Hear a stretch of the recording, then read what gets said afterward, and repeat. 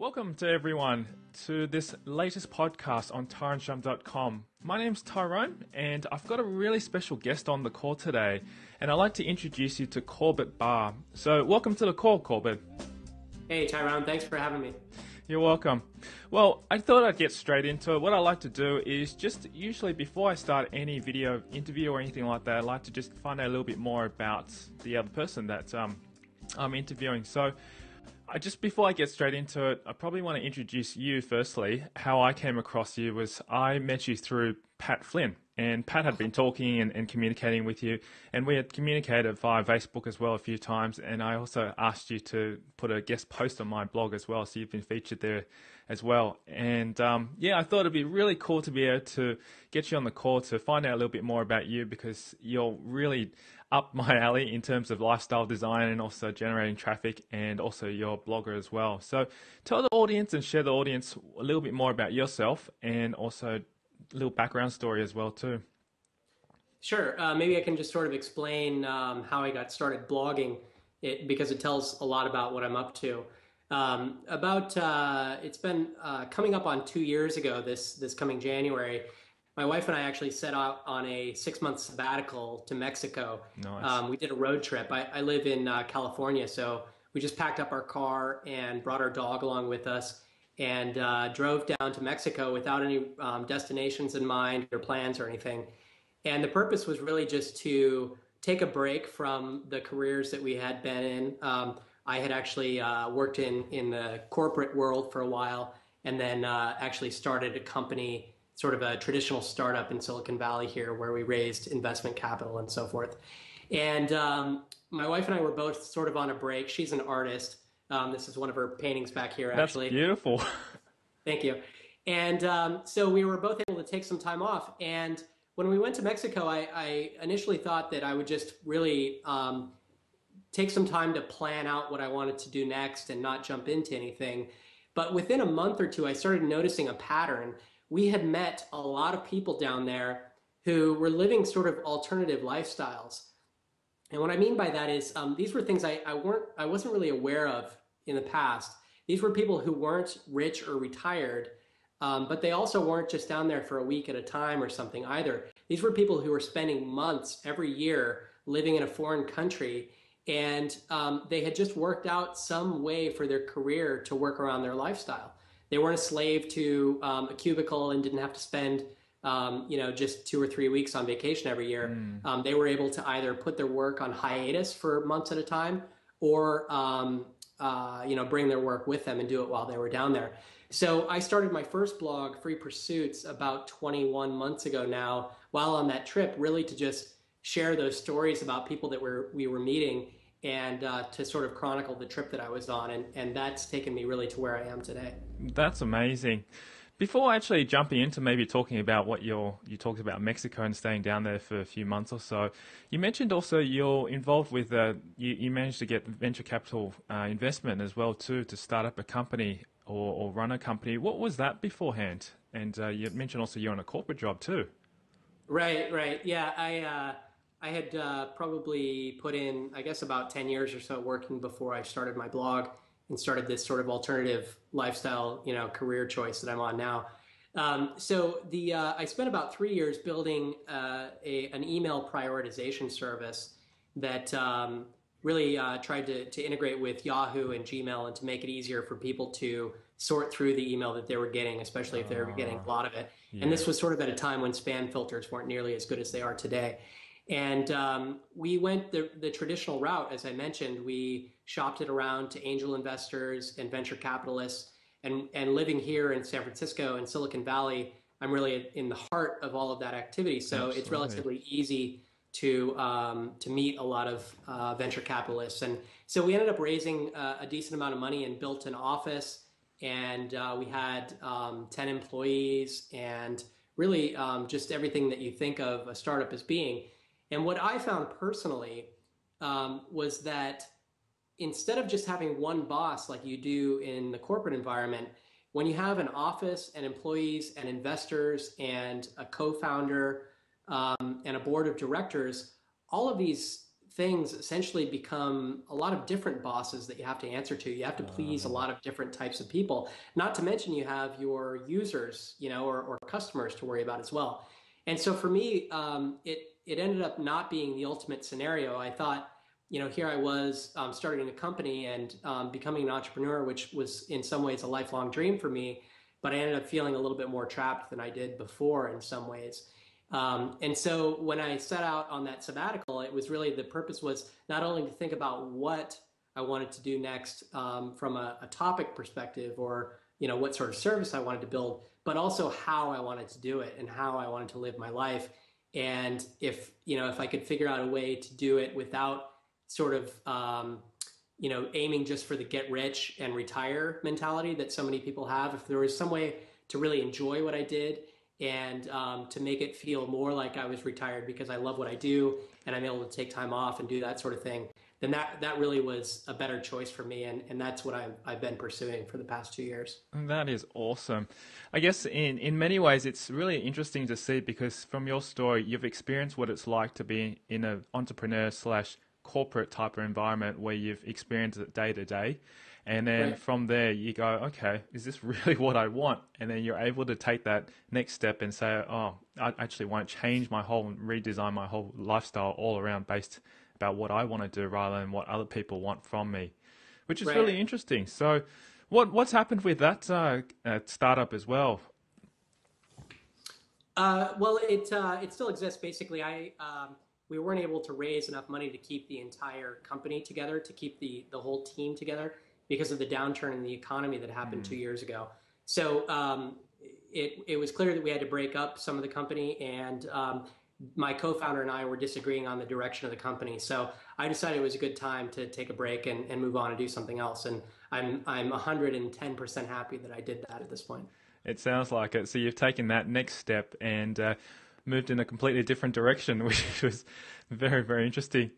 Okay, Right. so coming back down to Mexico, from that period of time that you stayed there, what was the interesting things that you picked up? You mentioned that you met a lot of people that were actually taking weeks on end off to be able to pursue a lifestyle or to enjoy and have holidays.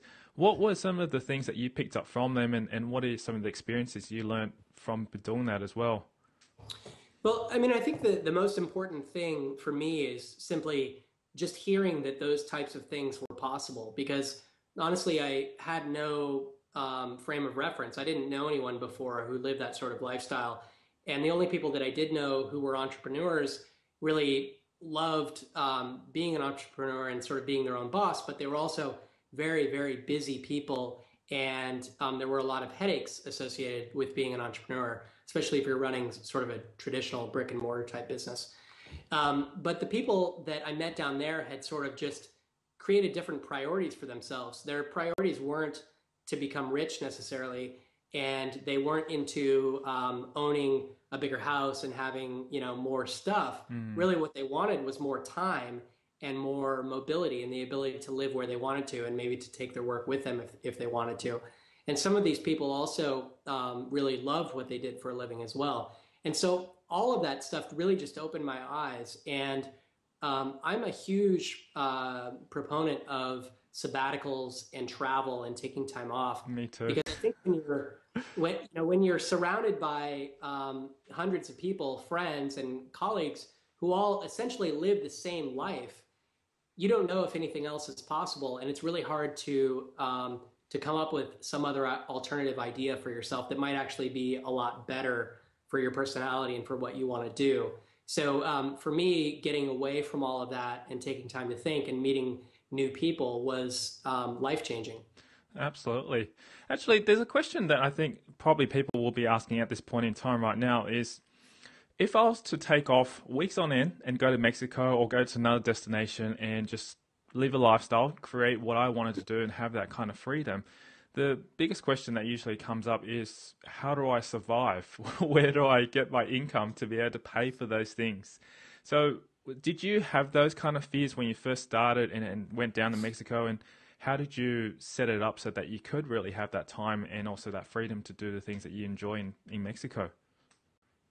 Yeah, it was very difficult. I think that a lot of people spend their whole lives thinking that you have to work really hard and save as much money as possible and not really do extravagant or frivolous things like taking a lot of time off and traveling and so forth. And so for me, the thought of disengaging for 6 or 8 months and living off of savings and not, not earning that whole time was really scary.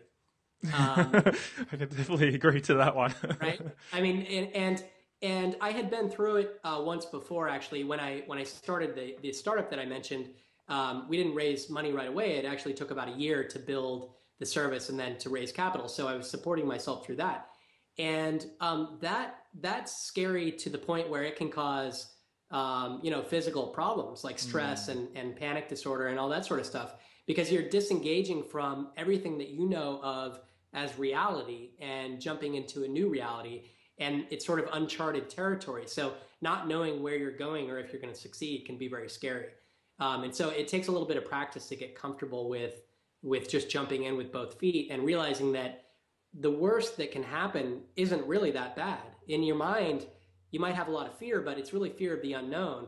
If you can sort of quantify that fear and realize that what you're afraid of is maybe not having as much money as you had before, or maybe not having as much stuff, or maybe not having the identity that you had before and not, driving the nice car and having the nice condo and fitting into a group of people that you used to fit in with, losing that identity and striving for something different is really scary. So I had to work really hard to sort of quantify that fear and realize what it was.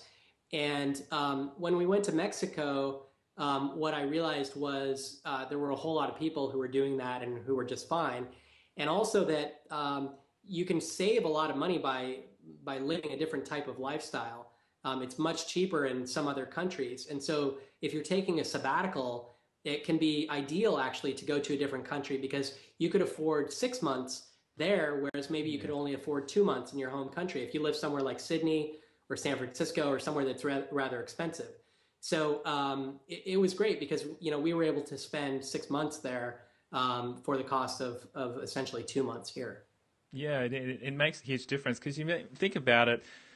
I don't know about you, but if you've got a mortgage and you've got your own home and stuff like that, who's going to be paying for all that? Or did you actually pack up and sell everything and just go off? Like, what did you do actually? I'd be curious to know.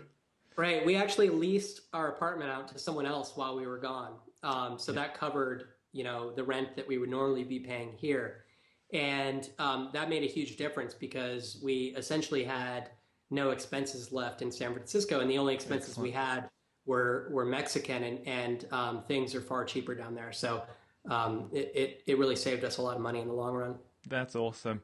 Okay, well, coming on to it now, since you've gone to Mexico for those few months, I'm curious actually. I know that you had a lot of time there. What did you actually do there? And what were some of the interesting things like that you wanted to do? And also, I also understand that you mentioned that you also started Free Pursuits as well, which was a blog.